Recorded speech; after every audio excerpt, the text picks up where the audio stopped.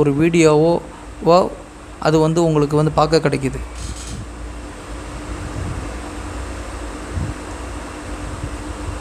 அப்போ நீங்கள் வந்து என்ன பண்ணணும்?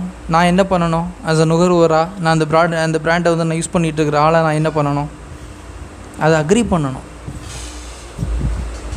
ஏன்னா அது அவருக்காக பொருள் தயாரிக்கலையே, பாவப்பட்ட மேனுஃபேக்சரர் அவருக்காக அந்த பொருளை தயாரிக்கலையே. அந்த பொருள் அவராக தயாரித்து அவராக யூஸ் பண்ண போகிறாரு. அவர் உங்களுக்காக தயாரிக்கிறார். ஒரு குளிர்பானத்தை அவர் உங்களுக்காக தயாரிக்கிறார். வெயிலில் வந்து அது உங்களுக்கு இதம் தருது. ஒரு சோப்பை ஒரு மேனுஃபேக்சரர் உங்களுக்காக தயாரிக்கிறார். அது உங்களுக்கு வந்து காலையில் ஒரு ஃப்ரெஷ்னஸை கொடுக்குது, உங்களுக்கு நல்ல குளியல் தன்மையை ஏற்படுத்துது.